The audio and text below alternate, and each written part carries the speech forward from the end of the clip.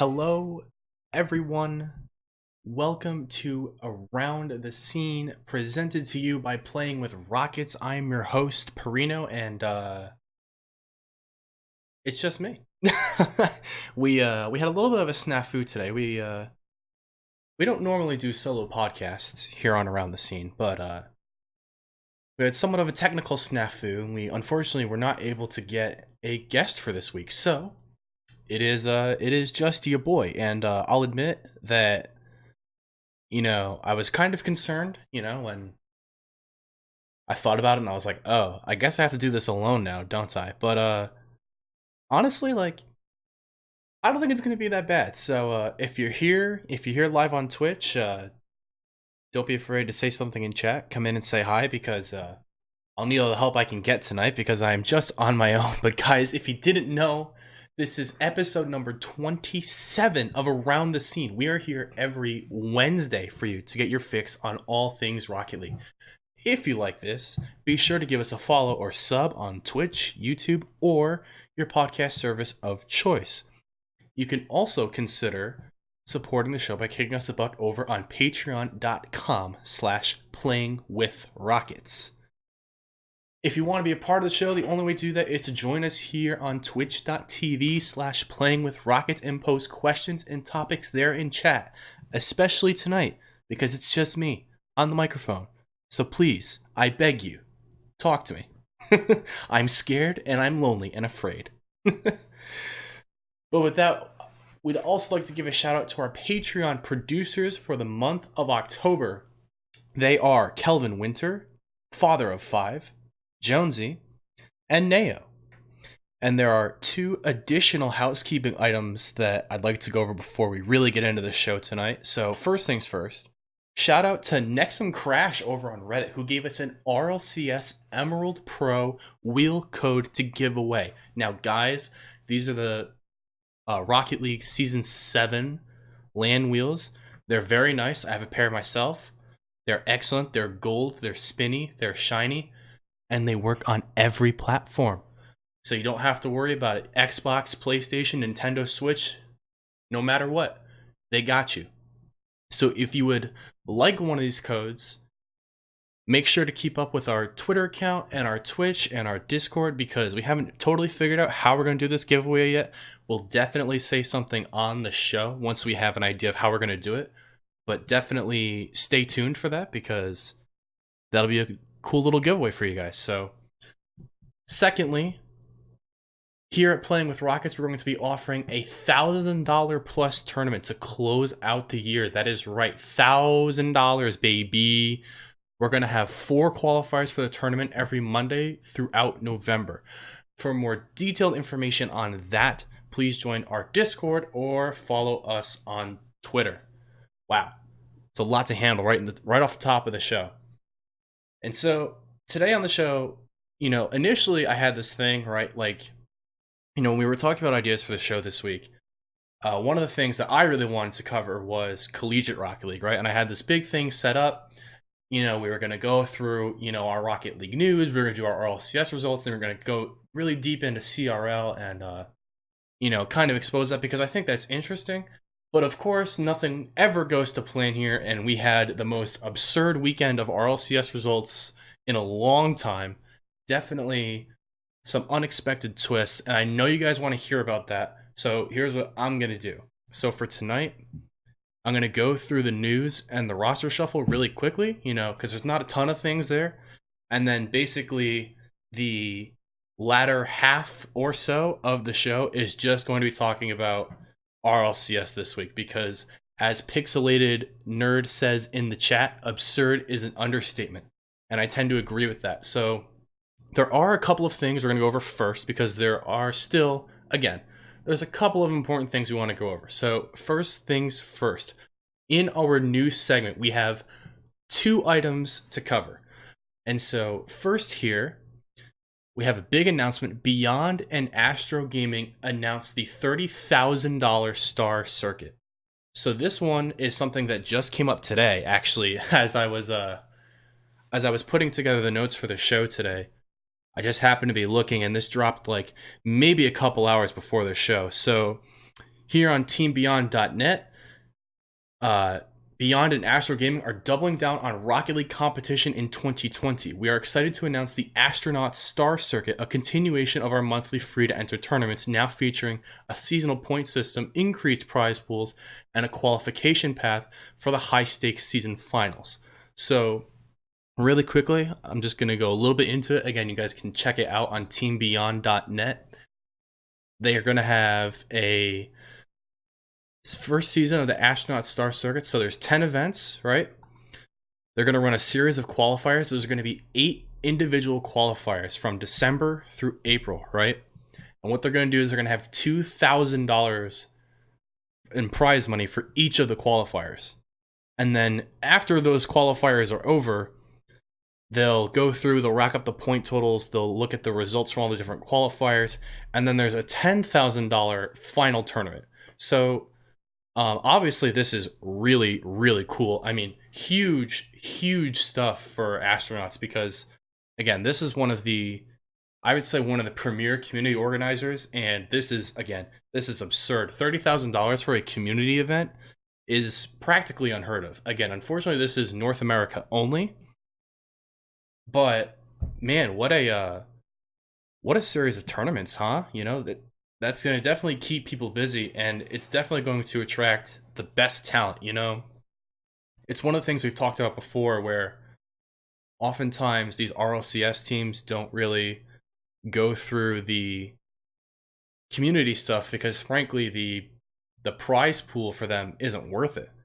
But with something like this, you know, multiple $2,000 events and then a $10,000 grand final, like, yeah, you'll get all the big names in there. So that's going to be a lot of fun because I think we're going to see a lot of really, really high level teams go after this, and we're going to see some matchups that you probably wouldn't normally get to see.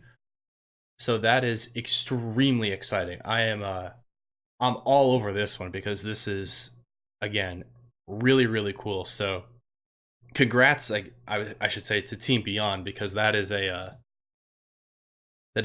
phenomenal prize pool and tournament series that they're going to put on. So that looks like it'll be a lot of fun. And with that, we're going to switch to our next item again really quickly. Also today, this was a little bit earlier today, so I had a little bit more time to think about this one. Psyonix dropped their Rocket League Winter Roadmap. So if we pull this up, I'm not going to go through the whole thing. Again, you can check it out on rocketleague.com. I'll go through the highlights really quickly.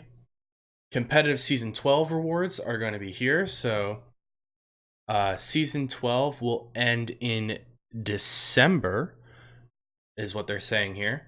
And the rewards, actually, for the first time, I'll say, I'm actually pretty excited about them. They're all universal decals. That is right.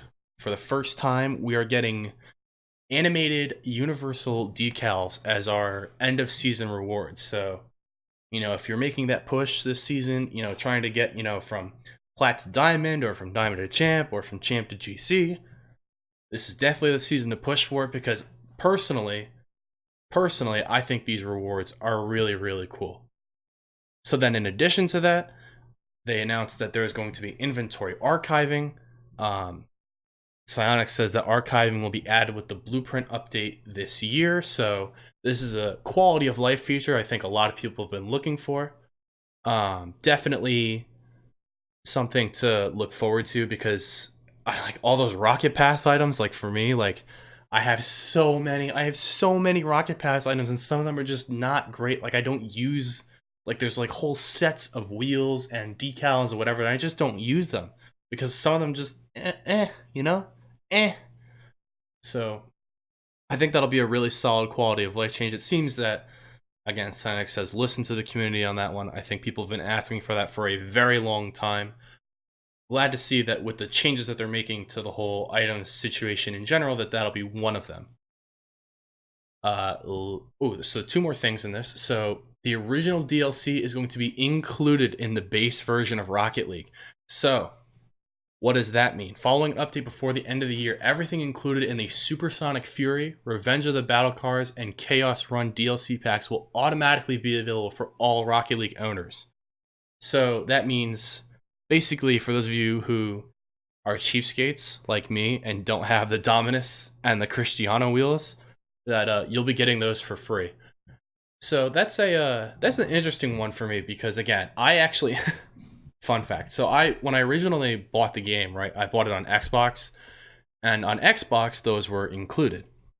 So when I switched to PC, I had naturally just assumed that I was going to be getting all of the DLC packs with the base version of the game, and that just wasn't the case. And I I didn't necessarily do it out of spite because by that point in time I had used basically the Octane exclusively. So I was never really worried about switching to the Dominus because I just always played on Octane. But I never really gave the Dominus a shot because I didn't want to pay the extra, $2.50 or whatever it was to get the DLC pack. So for people like me, this is great. Obviously, if you've already bought it, you're kind of sitting there going, well, now it's going to be free for everyone. Why did I spend the money? Well, that's a great question. They did say that players who purchased any of these DLCs on October 1st, 2019 or afterwards will be eligible for a refund through your first party platform. So, if you bought it recently, they'll help you out. But yeah, for those of you who have owned these DLC packs for a long time, tough sledding, I guess. But again, if you're I think this is one of the elements I think that they're pushing towards free to play. If they're taking DLC off the store and putting it back into the base game, I think they're starting to gear up towards that move. So again, I'm crossing my fingers because I really want that for this game. So here's hoping.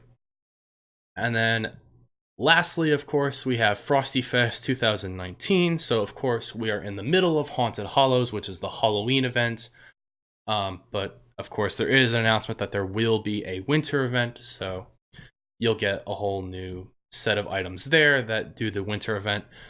No specific information other than Frosty Fest will begin in mid-December and runs into the new year. So, again, really quick, for those of you who are watching, I just want to show you the Season 12 rewards. So I'm just going to switch the camera right over, la-di-da, and we're just going to play this. And it'll just go through them all. The decals look really nice. Again, if you're listening on a podcast service, obviously I can't really help you out that much, but they're animated decals and they do sort of correspond color-wise with the ranks. So that's one of the things that people were very much in on in previous editions of the season rewards. A lot of people were saying, well, the colors don't match up anymore. There's no sort of continuity, or correlation with the item, so it's hard to really use them. I think these look nice. Pixelated Nerd in chat says the Season 12 rewards look nice, IMO, but I don't find them looking good in combination with other items. Yeah, they're definitely very flashy. The contrast in a lot of them are really bright. I really like the Platinum one, and I really like the GC one, but it's also those are the two flashiest ones. I think it'll depend on how much you can do with the decals themselves. Obviously they'll come in their predetermined colors, but I don't know to what level of customization we're going to get out of them. I think there can be really nice cars that are made with them, but we probably won't be able to actually see that until the update itself drops in the game and people are really going to have a chance to go through and take a look at them and design your cars. Me personally, I love really flashy cars. I love taking, an Octane or whatever and just going and sitting there and just decking it out, all sorts of different colors and stuff. So for me, I think these rewards are really nice because that's just my style, but I understand a lot of people tend to go the opposite way as well, right? A lot of people when they're designing their cars and stuff, they tend to go for a really, low key, I don't know what the opposite of flashy is. Very conservative look, typical, Stockton Cristiano wheels, right? So if that's more your style, these rewards are not for you. So again, that is that is pretty much everything in the winter roadmap for 2019. So again, we'll get those things in the next couple of months or so. I'm pretty excited for it. Again, outside of the rewards, there's not really a whole lot there. The blueprints, I think, will be the major part of it. They did mention inventory archiving, so that's good. But other than that, this is pretty straightforward. Not too much to talk about. But you'll have to again, you can go over to RocketLeague.com. You can take a look and see what your end of competitive season 12 rewards will look like. So, with that, we're going to make a very quick transition over to the roster shuffle. And so, again, I'm not going to spend too much time on this. There are two quick items here in the roster shuffle. So, first one, the Copenhagen Flames have gotten back into Rocket League. They pick up Maestro, Pondex, and Waffle. This is an organization that was in Rocket League in the past. Good for them. It's always nice to see, orgs coming back, and I may as well just bring up the second one because they're in a very similar situation. So the second organization that is coming in, AS Monaco, is going to acquire the fadeaway roster that is Ignite, Tigre, and Extra. So again, these are both European teams that are picking up orgs. I'm glad Monaco is back as well. Again, AS Monaco is I'll say football club. I'll be respectful of my European neighbors.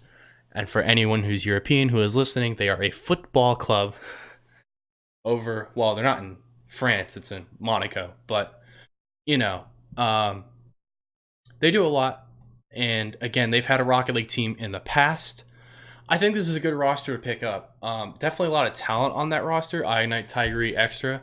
I will admit that I haven't really been paying attention to the EU RLRS, which is a little unfortunate. So I don't know what their season is currently looking like or how they're currently doing.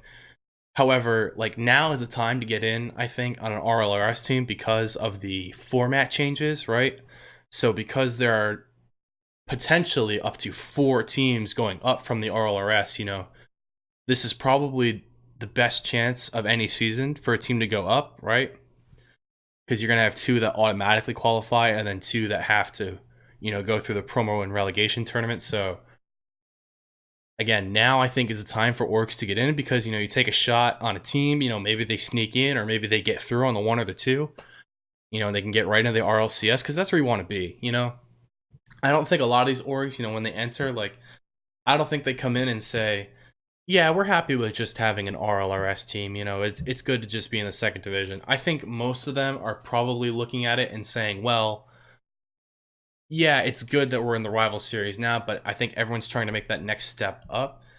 I think both of those rosters have a decent chance of doing so. And again, because of the format and stuff, now's the time to do it. So again, good for both of those teams.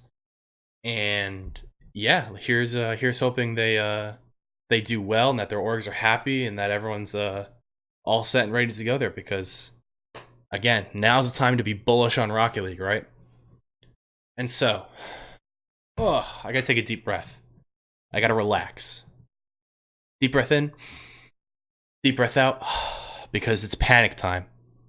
It is panic time for RLCS league play, okay?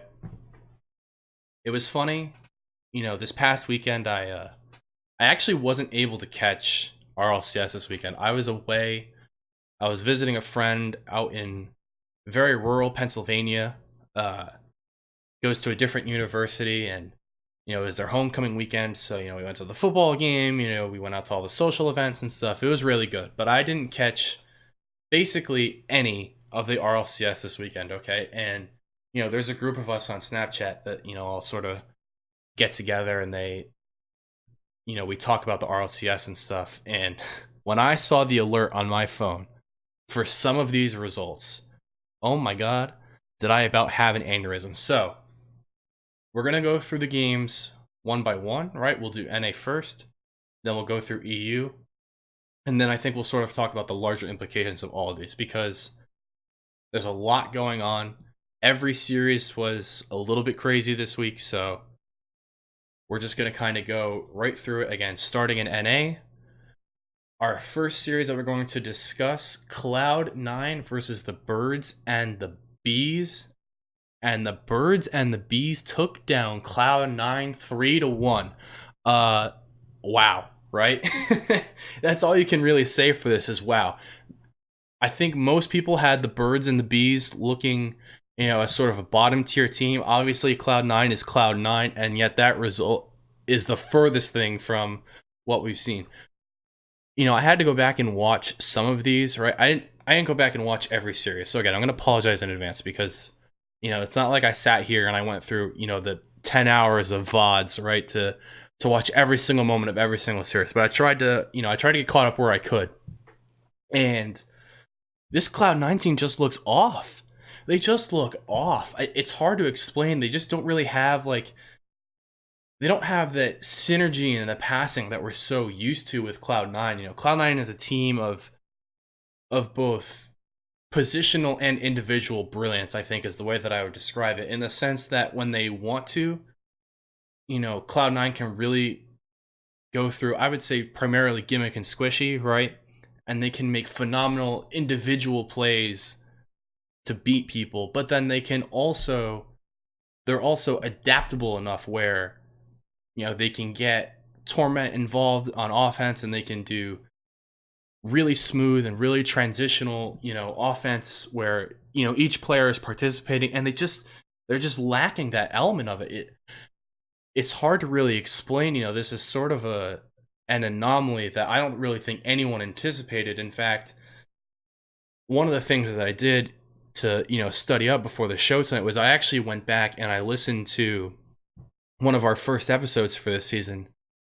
And one of the comments that I made at the end of week 1 was, I said, well, the big three is still here and they're still kicking and they're all looking good. But, yeah, fat yikes on that one because this Cloud9 team they just don't look good right now. They just don't. They just don't have that synergy, and it's concerning. It's really concerning because, we'll talk about their second series. They played 2 series this week. We'll talk about their second series in a minute, but man, if you're a Cloud9 fan, you're just worried. Pixelated Nerd in chat saying, Big 3 is gone with the crab emojis. Yeah, pretty much. We'll get to that topic. Again, I want to go through all the games first, but we'll get to that topic, certainly. And so, yeah, this is a first of many, I think, for the shocking results we had this week, because the second one we're going to talk about next on the list here, Pittsburgh Knights versus G2 Esports. And guys, this was a clean 3-0 sweep. Pittsburgh Knights came out. They came out on Twitter. They said, we're coming for you, G2. And boy, did they get after it. First 2 games were 1-goal games. Last game was 3-1. Wow. Wow is what I have to say for that one, because again, I wish I'd been able to catch it live. I did go back, and this is the series that I watched in full because the Knights are so fascinating to me. They're so unbelievably fascinating to me. Just the way that they see the game is so different compared to what we traditionally see out of RLCS teams. When we first saw them at DreamHack Montreal, in their rise to fame, so to speak, a lot of people looked at it and said, well, they can't repeat it. It's a one-off thing. Teams will adapt. But it's their unpredictability. It's so brilliant. They just see the game in a completely different way. And G2 looked hopeless, was what it was. They looked hopeless. This is a Knights team that they came out with an attitude, and they said, we beat Cloud9, we're going for G2 next, and then we're taking NRG next week.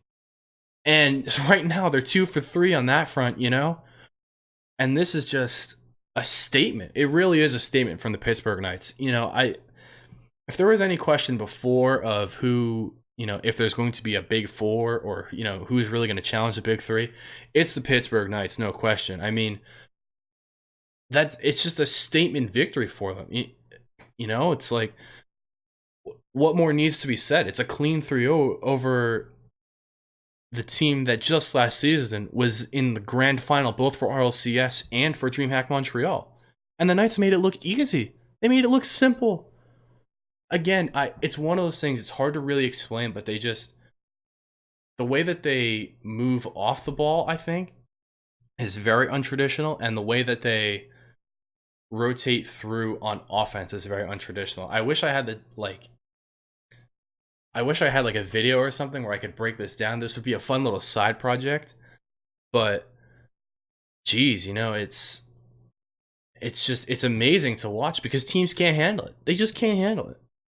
And my God, what it certainly sets up probably the most anticipated matchup in North American RLCS next week, which is going to be NRG versus the Pittsburgh Knights.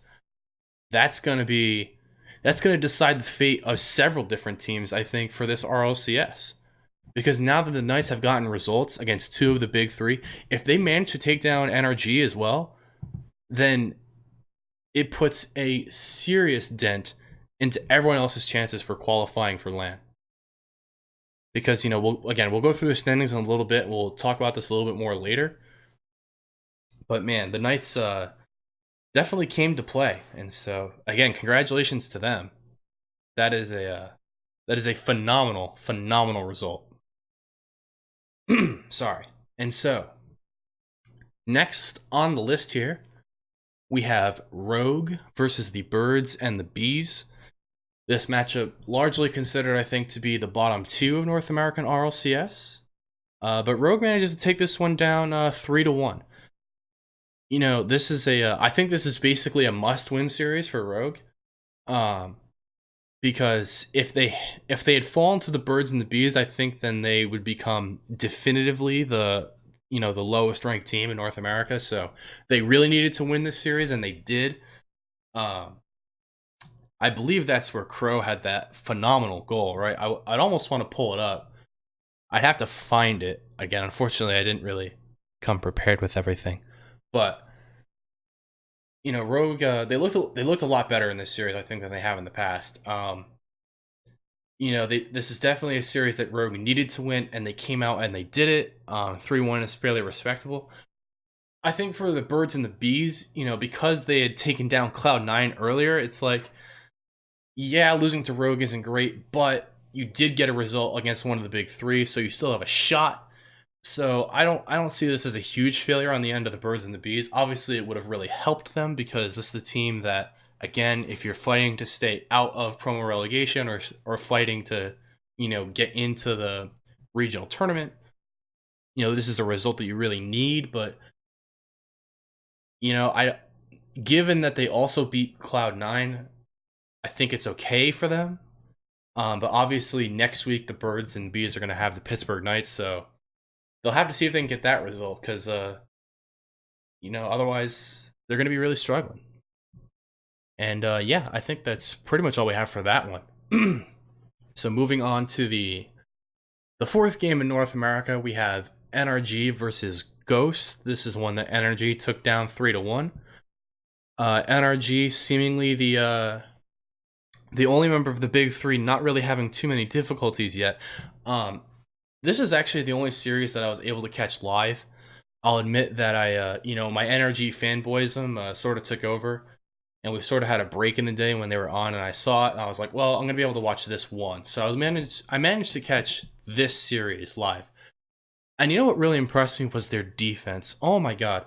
The way NRG rotates on defense, managing to control their own boost, control their own backboard, the way they rotate back posts, the outlets that they find to each other. It's so good. It's so good. Because, let me say something. Ghost did not play poorly this series, alright? They actually took the first game 1-0. It was like a 4.5-minute overtime. And Ghost, they came out and they got their 1-0 victory, right? It was a 0-0 game going into overtime. They get it 1-0. And I don't really think Ghost played that poorly, but they only scored 2 goals all series. One of them in overtime, and then one of them in the second game, where Energy responded practically right away. And it's like, what do you do? Because again, I don't think this Ghost team is bad. I look at this Ghost team, the way Memory has been playing lately. Atomic has been a phenomenal addition, I think, over Lethemir. They're getting a Lucian involved on offense. It's like, I don't think this Ghost team is bad. But this Energy defense is so, so good. I think what really helps them out, honestly, is, you have the rotational and situational awareness, right, between Garrett and Turbo. But I think Justin's ability to escape individually on defense is really underrated. Even just buying time for his teammates, if he's air dribbling it out, or he's catching a flip reset off the backboard or something, and getting those extra little touches, like, those are so, so important at the highest level, because you need that extra time, to rotate through and to pick up boosts. And I think what Justin adds to that Energy defense is the ability to buy more time, Not that Turbo and Garrett can't do it, but Justin is so adept at these individual plays that I think it really makes Energy really, really, really difficult to score against. And likewise with Ghost, too, because it's not like Energy, clobbered them. Energy only had 6 goals through 4 games. And honestly, 2 goals in every, games 2, 3, and 4. It's not like Energy was really, lighting them up. There were really some crazy saves, especially in the first game, into that overtime. Atomic made this one crazy save, I remember it. Jumps, practically with no boost, basically pre-jumps Garrett into the top corner and just, keeps it right off the goal line. And it's like, wow. So, in the end, I think this is the expected result, obviously. Again, you got to give credit to Ghost for playing well, but this is a result I think that is not crazy. Unlike everything else, this result was sort of more to standard. And so, with that said, our next one, again another one that is not to standard, was Space Station Gaming versus Cloud9. And in this series, Space Station managed to take down Cloud9 3-2. Cloud9 had to try and come back for the reverse sweep. They couldn't quite pull it off.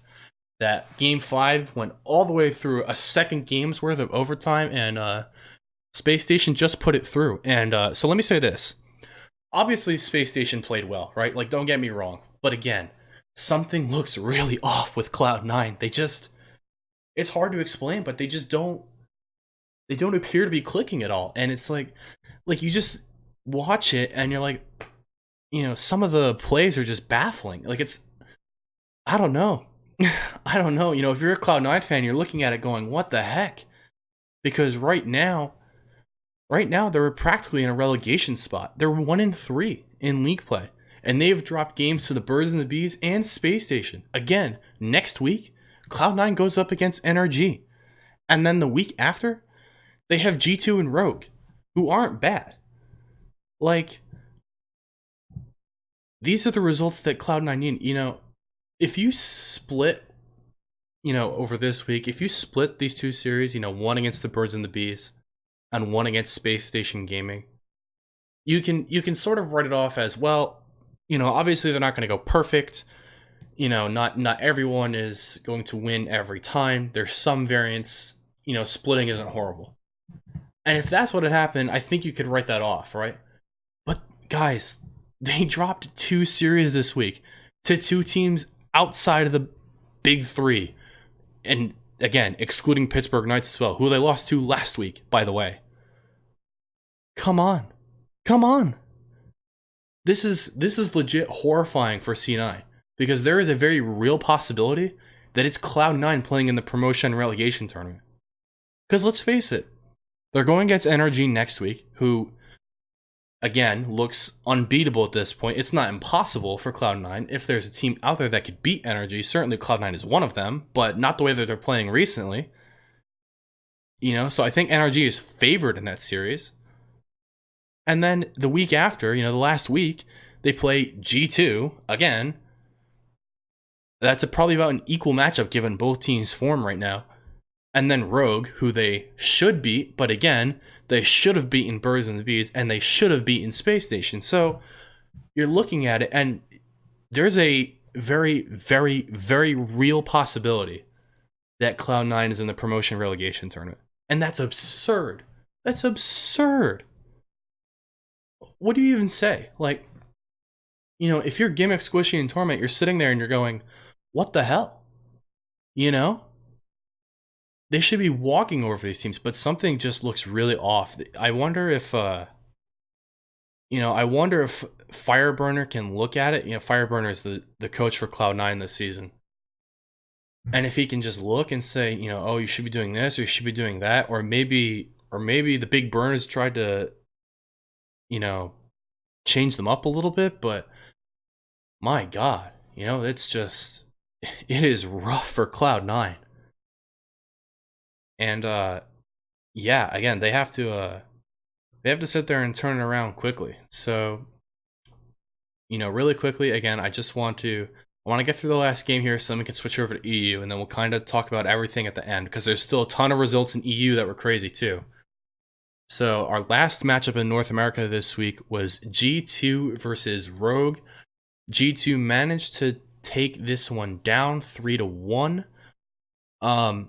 Thank God, I guess, right? If you're a G2 fan, because if they had dropped this, boy, they really would have been sorry. G2 again dropped the first game. It was an overtime game. But then they pretty much handled Rogue throughout the rest of the series. They shut them out in games 2 and 4. Game 3 was another overtime, but G2 sort of took that down. They looked more like G2 in this series. I'll say that, especially compared to the way that they played against the Knights. I think, again, this is more of a traditional playstyle that they're better suited to match up against.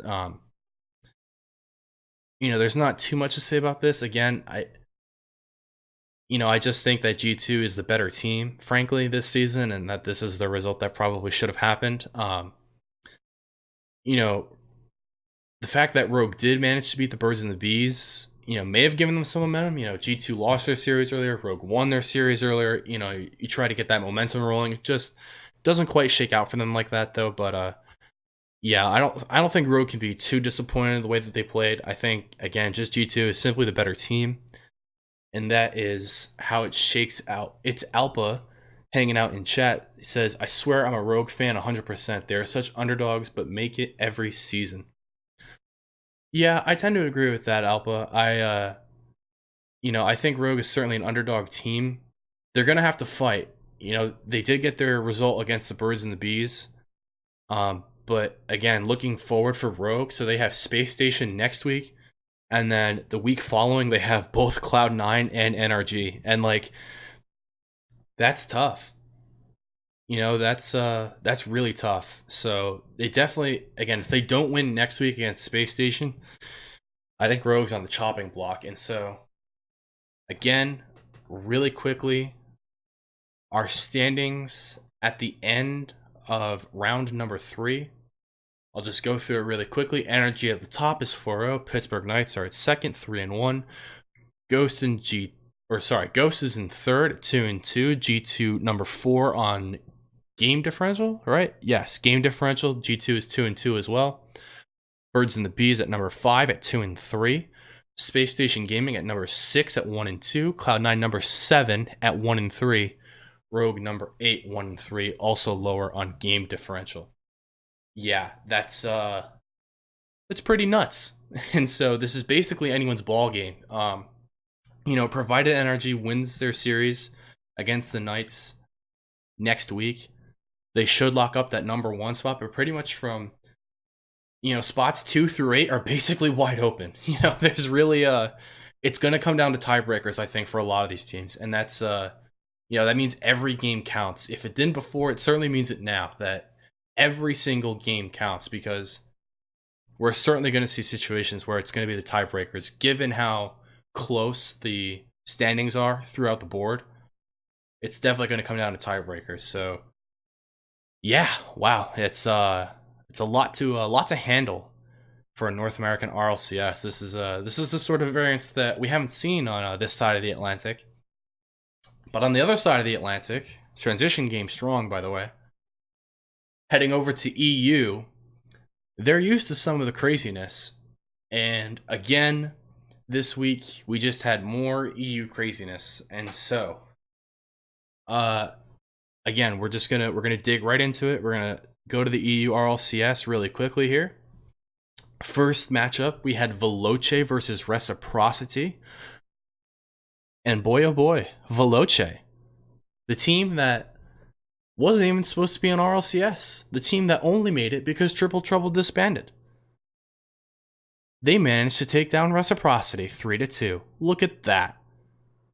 This is a series that's split each way, so Veloce took the first game, Reciprocity took the second, and they just went back and forth.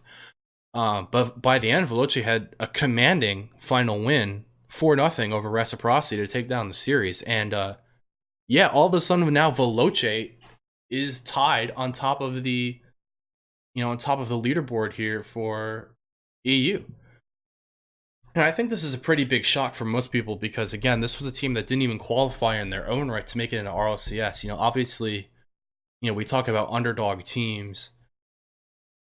This is one of the underdogs, and this is their Cinderella story, really. The problem for Veloce, frankly, is that if you look ahead on their schedule, they still have really, really challenging matchups coming up. Like, the talent in EU is so spread out that there's no way to really predict it. So again, next week for Veloce, they have FC Barcelona and TSM. If they can split it, that's a decent result. And then they have Mouse Sports, in the last week, in week 5. It's like, yeah, sure, they're on the top now, 3-1, but geez, they might be lucky to get through number 6 based on the remaining schedule, All of these EU teams are so evenly matched, it seems, this year that it's really anyone's ball game. And if you're Reciprocity, I think overall Reciprocity has played well. I still think Reciprocity is one of the most consistent and one of the most talented teams in the EU. I do expect them to not only qualify for LAN, but I think they'll get either the 1 or the 2 seed. I still expect it to be Renault Vitality and Reciprocity. I don't think that changes that much this week, but they lost a close series to Veloce. And again, Veloce came out and they've been surprising everyone this season. So, not the worst thing in the world for Reciprocity, but they have to win out now, basically, right? And that's just how that series goes. And again, credit Veloce. They played well. You just got to give them a lot of credit. They took down a really good team this week in Reciprocity, and so they are deservedly tied for that number 1 spot in EU with Reciprocity. And so, our second matchup this week was Dignitas versus FC Barcelona. And this is, again, perhaps a more surprising result this week, as Dignitas managed to take down Barcelona 3-1. Barcelona has been an odd case this season. And, it's hard to really pinpoint it. Like, we figured there was going to be some level of drop, right, going between Alpha 54 and Ronicky. When they made that switch this offseason, I don't think a lot of people looked at it and said, oh yeah, they're definitely going to go from a team that finished second in EU last season. They're definitely going to do better by dropping Alpha 54. I don't think that was present on very many people's minds. But Dignitas, again, they look good. Astral, I think, has played really well this season. This Dignitas team has been through a ton of different changes. Right now, sorry, they're playing Violent Panda, Yukio, and Astral, and again, I think this is a roster that people didn't expect to do well, but they have Verge coaching them now, and they look good. I have to say, they look good. Again, this is a big result for them. In EU, you have to get results against the big boys, and yeah, again, you just got to credit them. They played well. A lot of these games, they're tight, but they find a way to win, and that's all that matters. Ryan in the chat saying EU and NA are both clown fiestas this season. I agree. I happen to agree. Pixelated Nerd says, I think we would be reaching the absolute peak of ridiculousness once Veloce wins Worlds. Yeah, that would be ridiculous to put it lightly. I don't think Veloce will win Worlds, but they have a real shot at getting there. They have an absolutely very real shot at getting to that stage. So once you're at LAN, you never know. That's truly one of those things that it's up to the gods at that point. It's up to the Rocket League gods once you're on a LAN setting, because man, things get wonky. And continuing with our streak of wonky here, our next series is Mouse Sports versus Renault Vitality. This one, the reverse sweep coming through for Mouse Sports yet again. They dropped the first two games, but holy cow, they came back and they throttled Renault Vitality, really. And yeah, they just picked up games 3 through 5, and they managed to take down that series 3-2. And holy cow, it's like, what more do you want? It's like every single time we have a team that, like, oh yeah, you look at it on paper and and this team's probably better, so they should win, and it's just not happening this week. Again, credit Mouse Sports, they played well. It takes a lot of mentality to really sit in there and dig deep after dropping first two games, especially to the world champions. You know how good Vitality is. You dropped the first two games, but they dug deep. They found it within them to win out the rest of the series. And yeah, this is just an absolutely crazy result. Alpa's asking in chat, who is the Mouse Sports coach? Because aren't they doing really well right now? It is, in fact, Lethemir is coaching them. This is a lot Speed and Cooks here on the roster for Mouse Sports. And yeah, they just seem to have a really, it's the reverse sweep thing for Mouse Sports. They just managed to do it. And yeah, I don't even know what to say. Again, I wasn't able to catch this series, so unfortunately I wasn't able to really watch it. I think with Vitality, you have to be careful with them, because sometimes I feel like they try to do a little bit too much individually. Rocket League is a game where you have to get everyone involved at the highest level. You can't just have one person carry unless you're Alpha 54. Because we'll get into that next. But yeah, they have that one's play style. It can be so good, but it can also really hurt you if a team's really organized. And yeah, credit to Mouse Sports again, managed to take it down. And so next up on the list here, we have TSM versus Complexity. TSM managing to take this one down 3-2. I think this is an expected result. I think if you're TSM, you had to win this. Complexity just does not look good. I mean, I'll just say it, man. Complexity just does not look good. They're 0-4 right now. Bottom of the leaderboard EU. And it's just not enough. They have flakes, but I just don't think Magnus and Greasy are at a level where they can really compete against these other European teams. There's too much talent in that region where I don't think these guys, I really don't think they'll win a series this whole season. I really don't. I know that's super negative to say, and especially considering they took 2 games off of TSM, you're like, but really they had a chance. But I just don't think that Magnus and Greasy are up to the standard. And like, that's, it sucks, because these are guys who have been in RLCS for a long time. They've really been grinding it out, but I just don't see it. And, provided they demote, which I think they will, yeah, I just think either Flakes is going to get out, or they're just going to make an immediate change, which, kind of sucks, but that's just the way it is. So, again, credit to TSM. You have to win the games. TSM looking shaky, of course, but, Heart Attack TSM. If you're a TSM fan, across all of their different esports, you'll know what I'm talking about. And, yeah, but they managed to get it done. So 2 more series to go. Our second to last result here is Reciprocity versus Dignitas. Reciprocity with a clean 3-0 sweep over Dignitas. I don't think there's too much to talk about in this one. All the games pretty tight. The game number 3 going to overtime, reciprocity again, taking it down 3 games. They only scored 5 goals, but they only let in 1. So when your defense is that good, you don't need to score a lot. And, it's just sort of speaks to the parity, I think, where Dignitas, can take down Barcelona, but then they really get stomped on by reciprocity, and it's like,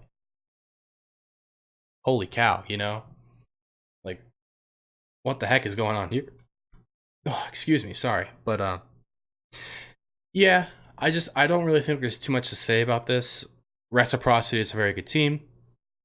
Dignitas is also a good team, but they're just not quite as good. And so they got swept. And that's that. And, a little unfortunate for Dig, but they'll bounce back. And so our last result that we'll talk about here is FC Barcelona versus Renault Vitality. Barcelona taking down Renault Vitality 3-0. Now, this is another unexpected result because these games were close, but again, Barcelona just managed to hold on. Again, it sucks because I wasn't able to watch these, and I apologize, so I can't really say too much about what happened in these series, but wow, Barcelona, after dropping to Dignitas, they beat Vitality, really? And not only beating Vitality, but a clean sweep. Clean 3-0 sweep over Renault Vitality. It's a phenomenal result, And if you're looking forward for Barcelona, their chances actually look pretty good. Because next week they have Veloce. Okay, that's a tough one, but again, manageable in theory. And then they play Complexity in the last week. And, again, we just haven't seen anything from Complexity to suggest that they're going to be able to take down Barcelona. So I don't really think Barcelona's in that bad of a spot. Yeah, they're 2-3 right now, but I think they win their next 2 series. And I think other teams are going to drop. But it just makes EU an absolute bloodbath. Because if you look at the standings, right? We'll hop over to the standings here. So Reciprocity in front at 3-1. Tied with them is Veloce, also at 3-1, just shorter on game difference. Mouse Sports in third, 2-1. Renault Vitality in fourth, 2-2. Dignitas 5, 2-2. TSM at the 6th spot, also 2-2.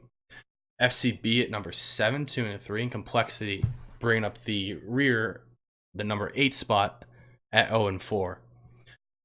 And so, yeah, EU is basically anyone's ball game.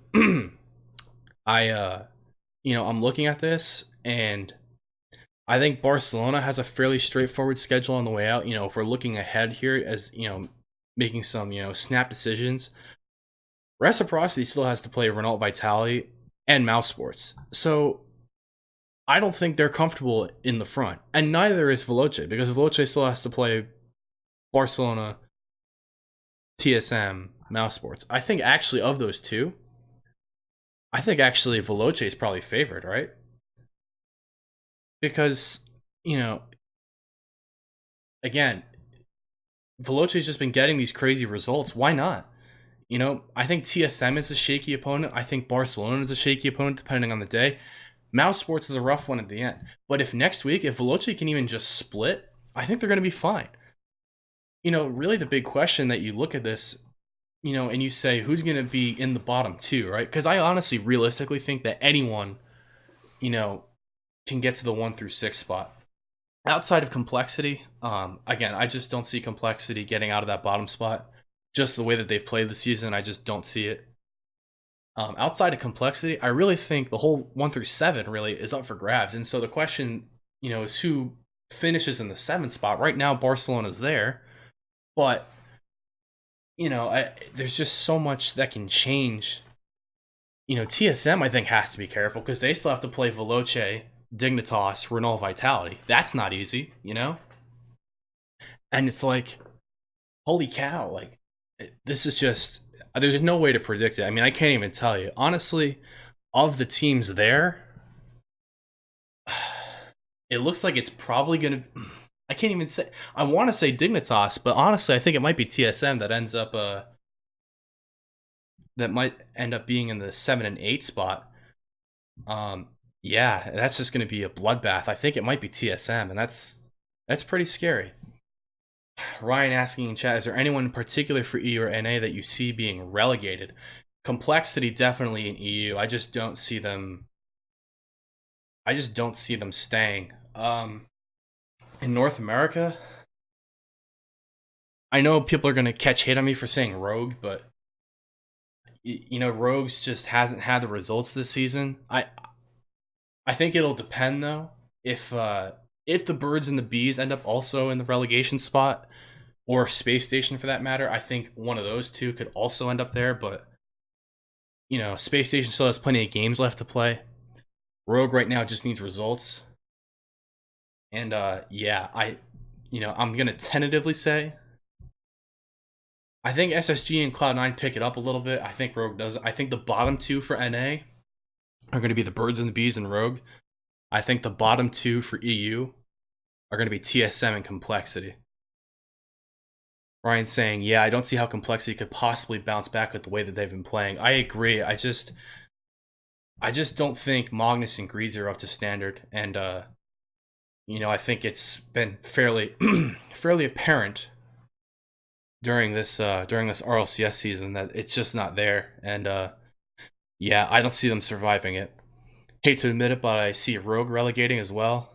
Yeah, Rogue really needed a result, I think, against Birds and the Bees to stay up. And once they didn't get that, or no, sorry, they needed the result against oh god, I'm getting my teams mixed up now. Wait, because they beat the Birds and the Bees, lost to G2. They're playing Space Station next week. That's the result that they need. If they can beat Space Station next week, then they have a shot. But again, I just don't really see it happening. I think Rogue's going to be in that tournament. And yeah, so the big question on everyone's mind, I think, at least for North America, is going to be, is the big three dead, right? And you've been listening to the podcast up to this point. We're at the very end of the show here, and you're listening and you're saying, but Daddy Perino, you haven't talked about the death of the big three yet. And I can't say it's dead yet, and here's why. Until any one of the big three misses out on LAN, I don't think they're dead. If we see like Cloud9, for example, because again, they're near the bottom, but G2 as well, they're not in a comfortable spot. If we see either of those teams not make LAN, then yes, the big three is dead, okay? Because here's the thing, there's enough talent on these rosters that if they can figure it out in a short amount of time, they can still annihilate most of the teams in NA, okay? Now, the Knights, I think, are legit. They're sitting 3-1 right now, firmly in second place. I think the Knights probably make it through at this point, right? But, if it still ends up, let's just say, for example, it's still NRG, G2, Cloud9, and the Pittsburgh Knights as your four teams going to LAN. I don't know how you can say that the big three isn't dead. Sure, if the Knights finish above Cloud9, or if Cloud9 finishes like in 5th, let's say, and they got to qualify through LAN that way. Yeah, okay, they didn't have a great league play, but until I see them miss out, like, I can't really sit here and say that. As tempting as it is, as much of a hot-taking, headline that is, I just don't see the big three as dead yet. I just don't. Cloud9 look bad right now, sure, but they can very easily turn it around. We've seen what they can do. It's not like they forgot how to play Rocket League, So I'm not tempted to say the big three is dead, because again, I feel like as long as they all still qualify for LAN this year, then they're still the big three as far as I'm concerned. I think what makes the big three is that they always were at the top. Now that they aren't holding spots 1 to 3, I think that means the big three is done. Yes and no. When we first started talking about the big three as to what they are, I think it was maybe G2 this season or Cloud9, one of the two of them. Actually ended up, they finished 4th in league play, but again, they still qualified for LAN. I think that was the year that, maybe was it Evil Geniuses, right? That made it with them into LAN with Chrome. And then G2 had like the worst showing at Worlds ever, if I remember correctly. It's been a little bit. But people have always referenced them from that point on as being the big three. So I still think they're held to that standard. I think if they all still make it to LAN at the end of the season, that they are the big three, but I just don't, I'm not going to sit here and say, oh, the big three is dead. They had one bad week and now everything is poo-poo. I don't know. It just doesn't work like that, Now, next week, we could come back, and we'll look at the schedule really quickly here. Next week, NRG plays the Pittsburgh Knights, and then NRG plays Cloud9. G2 plays Ghost. If any of those series go awry, let's say the Knights take down NRG, or G2 drops their series against Ghost. Okay, then you might be able to say, all right, well, the big three's dead. But it really makes every single game matter at this point in both regions. It's really true for both of them, both in North America and in EU, because these standings are so tight that really anyone can finish anywhere. Think about this. For North America, teams 3 through 8, right? So outside of the Knights and NRG, teams 3 through 8 at most only have 2 wins, right? Ghost is 2-2, G2 is 2-2, the Birds are 2-3, SSG is 1-2, Cloud9 1-3, Rogue 1-3. Realistically, all of those spots are up for grabs, and it's like, that's a lot to consider. There's so much variance still, and EU is the exact same way. If I'm going to switch tabs here over to EU, same thing. Mouse Sports at the 3 spot is 2-1. Vitality, Dig, and TSM all 2-2 in the 4 through 6. Barcelona in the 7 at 2-3. All of those teams can switch spots, and that's why every single game is going to matter, because I'm telling you now, it's going to come down to tiebreakers. It just is. Mathematically, there's no way that it just doesn't come down to that.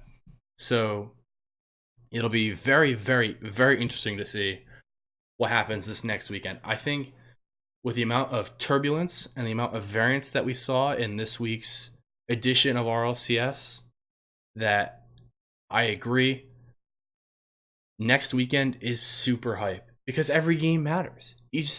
For every single team, every game matters. You can't even drop a single game, You have to get the game difference. You have to hit the goal difference. You have to get the series wins. You just need everything, So yeah, I can't wait for it. I'm glad that I'll actually be here for this upcoming weekend. I'm not gonna be away, thankfully, so I'll actually be able to watch. But yeah, I'm looking at the time here, and I think that's just about it for me. I'm actually a little bit over. I'm somewhat surprised that I managed to keep it going this long. I think my voice is getting a little distressed. I had a little bit of water in front of me before, but once I started talking, I didn't really hydrate, so that's my bad. So my voice is starting to go. And with that, I think we're gonna take it under wraps. If anyone is still lurking in chat and has any last comment, let me know. Now is your time, because we've talked about all different results. I think I've covered who I don't think is going to do well. Yeah, just an absolutely crazy week of RLCS this week, and yeah, it's been fun. I wish I could have seen it live, but hey, can't have everything.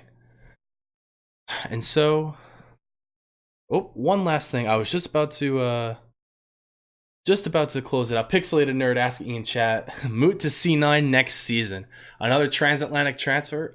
We'll see. If C9 ends up in a relegation tournament, I think it's possible that Cloud9 makes a move of some kind or another.